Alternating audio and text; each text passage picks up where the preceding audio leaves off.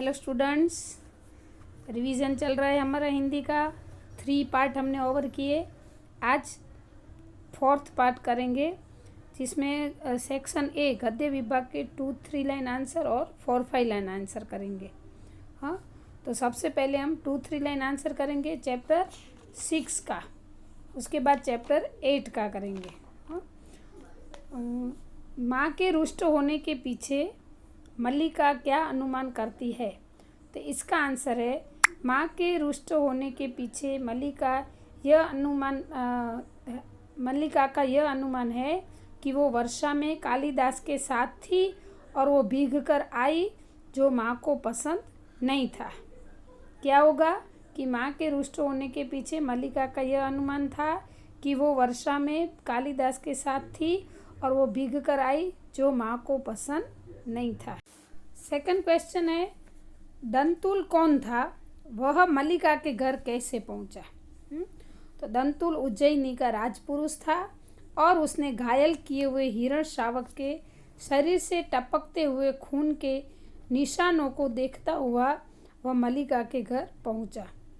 तो दोबारा रिपीट करती हूँ, दंतुल उज्जैनी का राजपुरुष था और उसने घायल किए हुए हिरण शावक के शरीर से टपकते हुए खून के निशानों को देखता हुआ वह मल्लिका के घर पहुंचा। हाँ, उसको घर का रास्ता मालूम नहीं था, लेकिन जब कालिदास हिरण शावक को लेके आ रहे थे तब उसके शरीर में से जो खून की बूंदें नीचे गिरती थी, उसका अंदाजा लगा के वो मल्लिका के घर तक आ पहुंचा था। कौन? तो दंतुल। अभी नेक्स्ट 3rd क्वेश्चन है, मल्लिका ने दंतुल को हिरण शावक के लिए हठ न करने के लिए क्यों कहा? तो दंतुल ने हिरण शावक को घायल किया था और कालिदास ने उसे बचाया था। दंतुल के लिए वह अधिकार का प्रश्न था, जबकि कालिदास के लिए वो संवेदना का प्रश्न था। इसलिए मल्लिका ने दंतुल को हिरण शावक के लिए हठ न करने को कहा।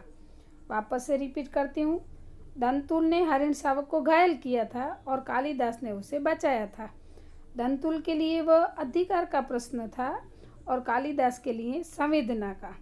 इसलिए मल्लिका ने दंतुल को हिरण शावक के लिए हठ न करने को कहा था।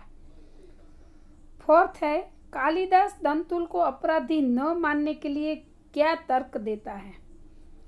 तो क्योंकि यूं तो पर्वत भूमि पर हरिण का आखेट करना अपराध था, पर दंतुल बाहर से आया था और उसे नियमों का ज्ञान नहीं था, इसलिए कालिदास दंतुल को अपराधी न मानने के लिए तर्क देता है। क्या होगा? यूं तो पर्वत भूमि पर हरिण का आखेट करना अपराध था, पर दंतुल बाहर से आया था, उसे वहाँ के नियमों का पता नहीं था कि कैसे नियम, हाँ मतलब नियमों के बारे में उनको ज्ञान नहीं था। इसलिए फिर कालिदास ने दंतुल को अपराधी न मानने के लिए तर्क किया। तो यहाँ 4th क्वेश्चन आंसर पूरा होता है। अब 5th, उज्जैनी नगरी की राजसभा कवि कालिदास का सम्मान किस तरह करना चाहती है? तो राजकवि का पद देकर कालिदास रचित ऋतु संहार सबको अति पसंद है और इसी रचना के रचयिता कालिदास थे। इसीलिए उज्जैनी नगरी की राजसभा कवि कालिदास का सम्मान करना चाहती थी। क्यों? क्योंकि वो राजकवि का पद देना चाहते थे और ऋतु संहार के रचयिता कालिदास थे, इसलिए उनका सम्मान करना चाहती थी। अब है चैप्टर 8 है, सुधा मूर्ति। टेल्को विज्ञापन में चौंकाने वाली क्या बात थी? तो सुधा ने जो विज्ञापन संस्थान के नोटिस बोर्ड पे पढ़ा था कि टेल्को कंपनी में जो ऑटोमोबाइल कंपनी थी, उसमें परिश्रमी इंजीनियरों की ज़रूरत थी, पर नीचे लिखा था कि महिला या तो स्त्री उम्मीदवार आवेदन न भेजे। कंपनी के विज्ञापन में यह बात चौंकाने वाली थी। रिपीट करती हूँ, सुधा ने जो विज्ञापन संस्थान के नोटिस बोर्ड पे पढ़ा था कि टेल्को कंपनी में जो ऑटोमोबाइल कंपनी थी, उसमें परिश्रमी इंजीनियरों की ज़रूरत थी, पर नीचे लिखा था कि महिला उम्मीदवार आवेदन न भेजे। कंपनी के विज्ञापन में यह बात चौंकाने वाली थी। सेकंड है, सुधा ने स्त्री पुरुष के भेदभाव के लिए क्या निश्चय किया? तो इसका आंसर है, सुधा ने विज्ञापन में पढ़ा था कि महिला उम्मीदवार आवेदन ना भेजे, तभी उन्होंने ठान लिया कि इस बात के लिए वो कंपनी के सर्वोच्च अधिकारी को सूचित करेगी और उनकी कंपनी अन्याय कर रही है ऐसा करेगी, मतलब ऐसा सूचित करेगी कि उनकी कंपनी अन्याय कर रही है। वापस से समझाती हूँ।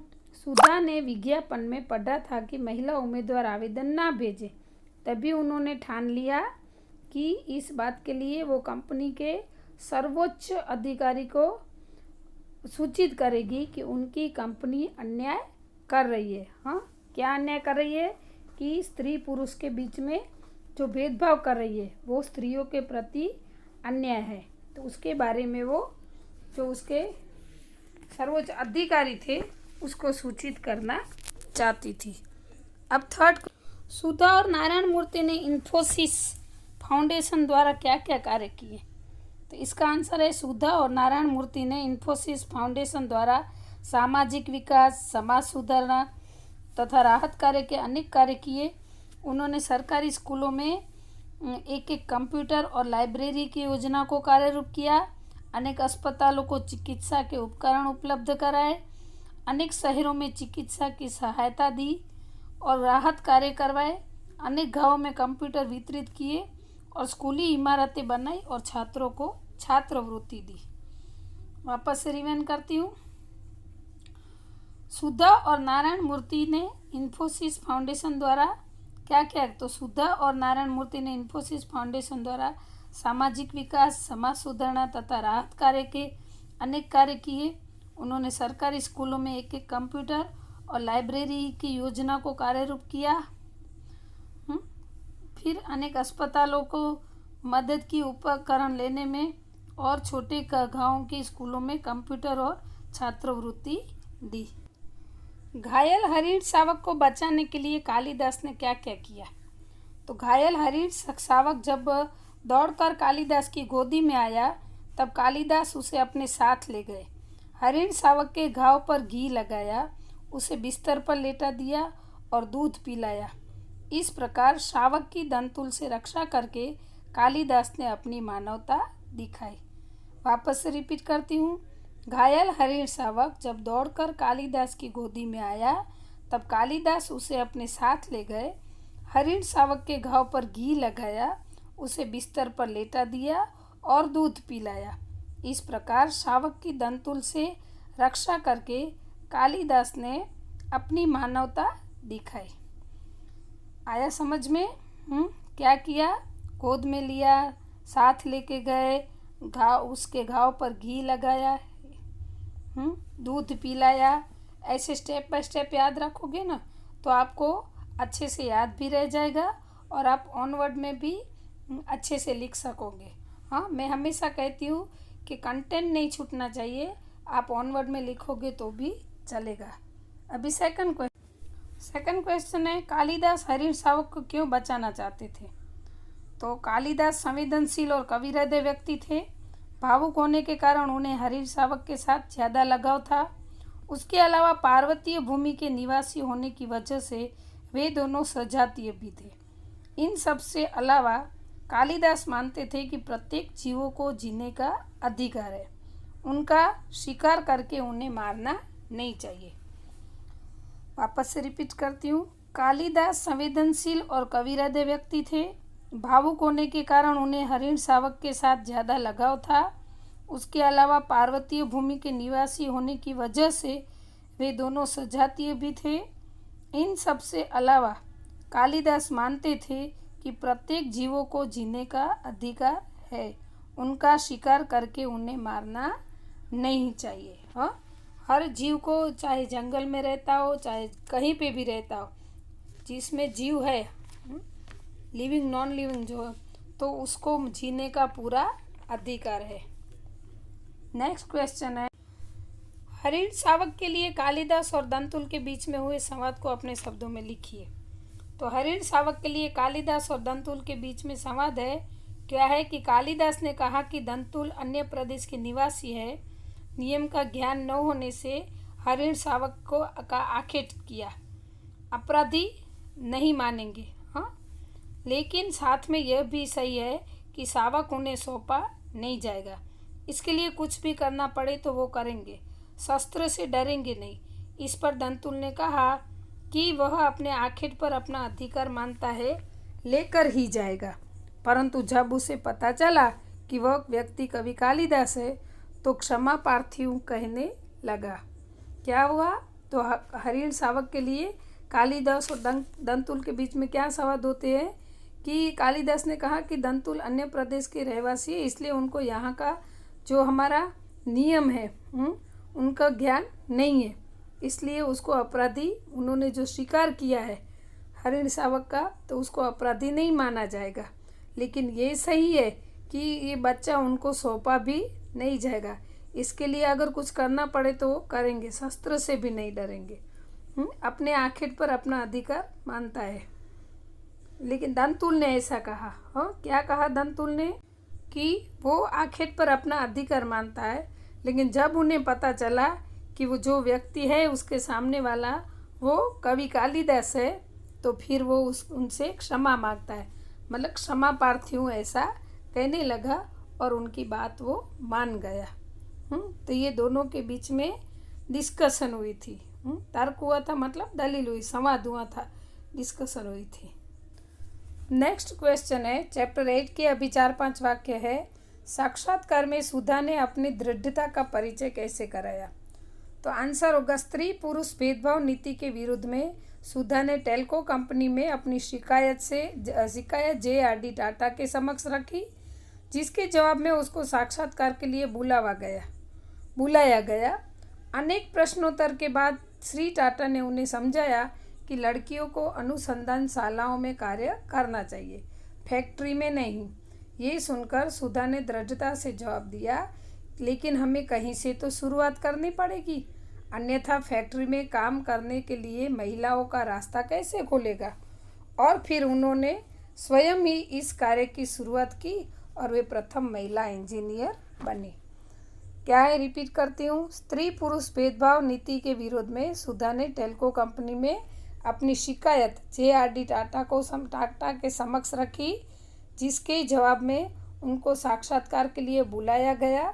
अनेक प्रश्नोत्तर के बाद श्री टाटा ने उन्हें समझाया कि लड़कियों को अनुसंधानशालाओं में कार्य करना चाहिए, फैक्ट्री में नहीं।